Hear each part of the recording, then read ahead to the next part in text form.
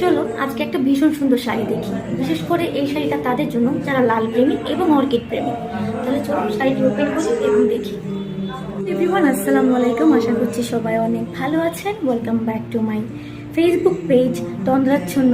আজকে আমি আপনাদের সাথে শেয়ার করব আমার রিসেন্টলি হাতে আঁকা খুব ভীষণ সুন্দর একটি অর্কিড শাড়ি, যেটার আমি ভালোবেসে নাম দিয়েছি রেড অর্কিড। এবং এই শাড়িটি আমি এর আগেও কয়েকবার পরেছি, এটা আমি আবার রিস্টক করেছি। তো এটা আমার কাছে আপাতত এক পিস আছে। তো চলুন শাড়ির ডিটেলসটা আপনাদের বলে দিই।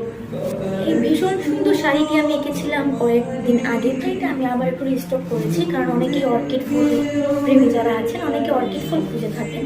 তো দেখা যায় সবসময় আমি সব ধরনের ফুল একদম স্টকে রাখতে পারি না। আপনারা তো অবশ্যই জানেন যে হ্যান্ডমেড হাতের কাজ এবং করতে অনেকটা সময় সাপেক্ষ।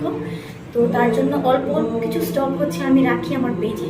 তো এখন এটা রিস্টক হয়েছে, আপনারা যদি চান প্রি অর্ডার করতে পারবেন। এটা হচ্ছে আমাদের আঁচলের পোর্শন, যেখানে আমি রেড কালার বা লাল রঙের শাড়িতে একদম গোলাপি এবং হালকা নীল এই দুইটা রঙের অর্কিড ফুলের কাজ করেছি। এই শাড়ির যে কম্বিনেশনটা, এটা আসলে আমি কল্পনা অনুযায়ী, আমার যে কল্পনা ছিল সেটার অনুযায়ী এখানে আমি ফুলগুলো ট্রাই করেছি।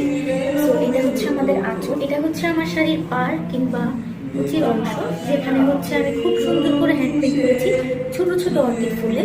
সো এই পুরোটা জুড়ে হচ্ছে যে আমার পাড়ের অংশে পুরোটা জুড়ে থাকবে ছোট ছোট অর্কিড। আপনারা যদি চান শাড়িটি অর্ডার করতে পারেন। এখন আপাতত যদি অর্ডার করতে চান তাহলে অবশ্যই প্রি অর্ডার করতে হবে এবং অবশ্যই আমাকে শাড়ির নাম সহ দিবেন। এই শাড়ির নাম হচ্ছে রেড অর্কিড এবং 7 থেকে 14 দিন আমাকে সময় দিতে হবে। আজকের মতো ভিডিও আমি এখানেই শেষ করছি, আর একদিন দেখা হবে নতুন কোনো শাড়ি দেখানোর জন্য।